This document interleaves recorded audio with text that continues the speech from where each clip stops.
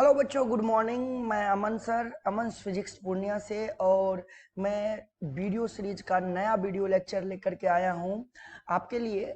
और इस लेक्चर में हम आगे के क्वेश्चंस को सॉल्व करेंगे और मैं उसके पीछे के ट्रिक्स को और कॉन्सेप्ट्स को बताऊंगा जिसको आपको नोट कर लेना है और क्वेश्चंस को बार बार रिवाइज करते रहना है ताकि आपका जो मेमोरी है उसके अंदर ये सारी बातें सेट हो जाए। ओके, तो चलिए हम जो है आज स्टार्ट करते हैं। जो हमारा पुराना लेक्चर, वीडियो लेक्चर, जहां तक हमने क्वेश्चन किया था वहां से आगे बढ़ते हैं। ओके, और वहां से आगे बढ़ते हुए हम लोग कुछ नए सवालों को आज लेते हैं और आज नए सवालों में जो नया कॉन्सेप्ट आएगा उसको सीखते हैं। तो हमारा जो टॉपिक है वो ये है विद्युत आवेश तथा क्षेत्र। ओके, और मैं जो लेने वाला हूं आज का पहला सवाल वो हमारे लिए ये है।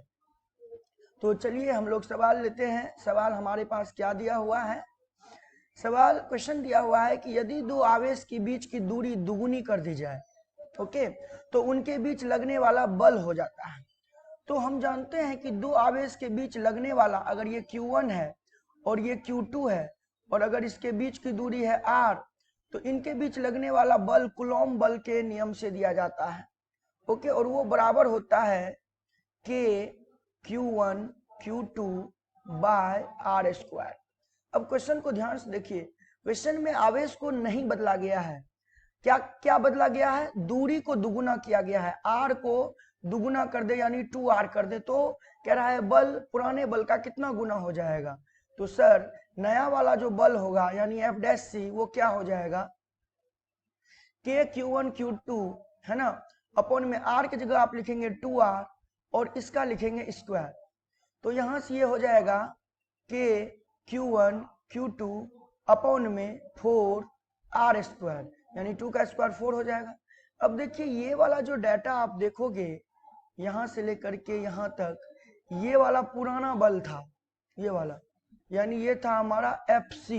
देखिए यहाँ पे ये था ना, तो यानी कि नया वाला जो बल हुआ यानी F' वो हो गया पुराना बल यानी FC अपॉन में 4, यानी कि 1/4 गुना, यानी ऑप्शन कौन सा सही हो जाएगा? A। चलिए अगला लेते हैं। अगला सवाल पढ़िए, क्या दे रखा है? P वेक्टर आघूर्ण वाला द्विध्रुव अधिकतम बल आघूर्ण तब अनुभव करेगा जब P और E के बीच में कोण होगा।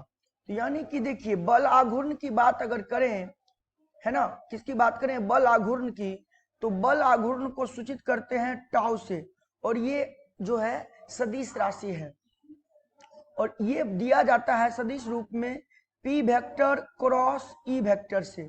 क्लियर है? और इसको जब आप सॉल्व करेंगे, मतलब हल करेंगे, इजी फॉर्म में लेकर के आएंगे, तो जब भी कोई दो वेक्टर क्रॉस प्रोडक्ट में हो तो इसका जो मैग्नीट्यूड होगा वो हो जाएगा PE साइन थीटा। क्लियर है?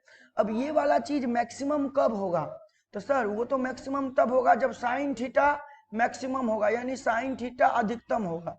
और साइन थीटा अधिकतम कब होता है? जब थीटा 90 डिग्री होता है।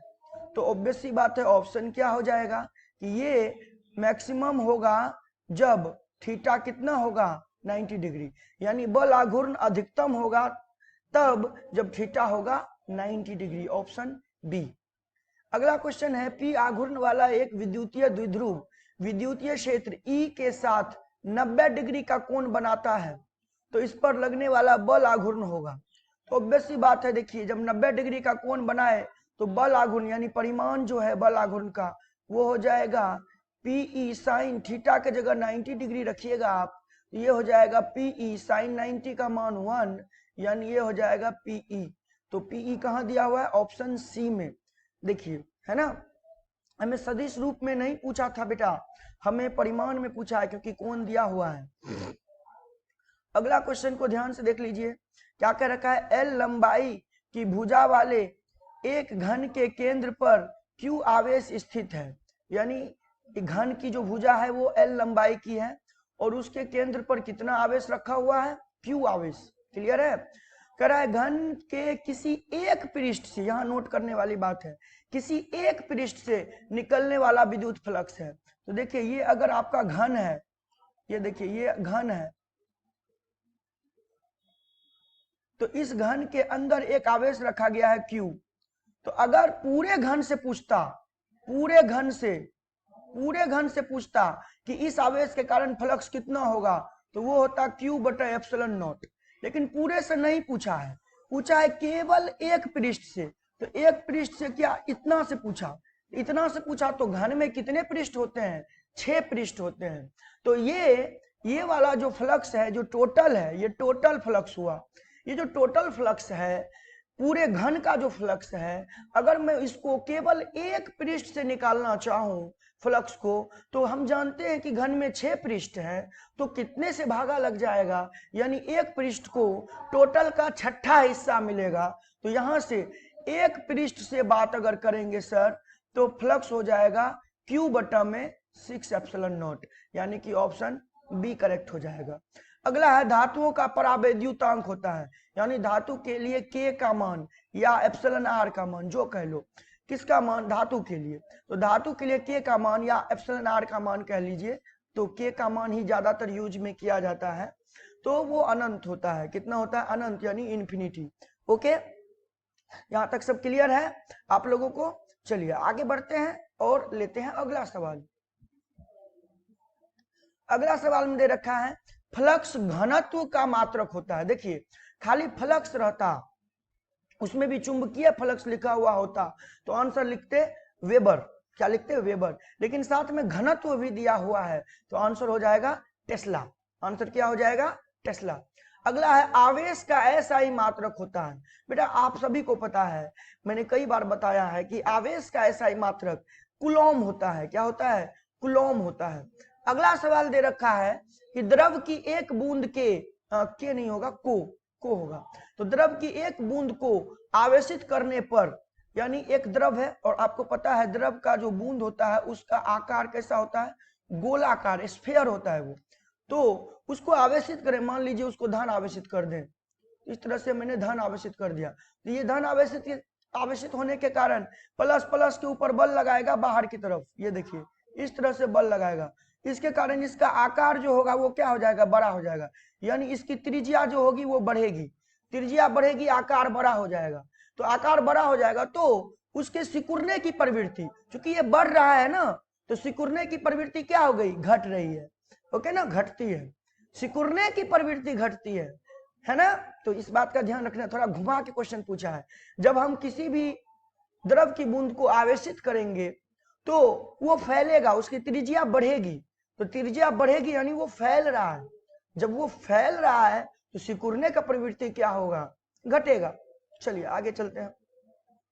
एसआई पद्धति में एप्सिलॉन नॉट का मात्रक होता है। हमको पता है कि सर कुलॉम कितने के बराबर होता है, कुलॉम बल 1/4 pi epsilon not Q1 Q2 बटा में R स्क्वायर। अगर मुझे एप्सिलॉन नॉट का मात्रक चाहिए, एसआई मात्रक, तो वो हो जाएगा कुलॉम बल गुना में 4 पाई R स्क्वायर। उल्टा लिख दिया मैंने, तो सही कर लेता हूं। तो एप्सिलॉन नॉट को यहां लेकर के चले जाइए, ये हो जाएगा Q1 Q2 बटा में 4 पाई R स्क्वायर गुना में FC। अब देखिए Q1 Q2 आवेश से आवेश का दोनों का गुना है, तो मात्रक हो जाएगा कुलॉम स्क्वायर। दो बार आवेश है ना, कुलॉम स्क्वायर। 4 पाई का कोई मात्रक नहीं, R का मात्रक होगा मीटर, तो मीटर स्क्वायर, और फोर्स का मात्रक होगा, बल का मात्रक होगा न्यूटन। तो ये फाइनली बना कुलॉम स्क्वायर मीटर -2 और न्यूटन -1। देखिए कहाँ है, coulomb square metre -2 and newton -1, option C में। अब आगे कह रखा है विद्युत आवेश के बीच लगने वाला बल दिया जाता है किसके नियम से। हमें पता है कि दो आवेशों के बीच, दो स्थिर आवेशों के बीच लगने वाला जो बल है वो कुलॉम साहब ने दिया था, तो आंसर हो जाएगा कुलॉम के नियम से।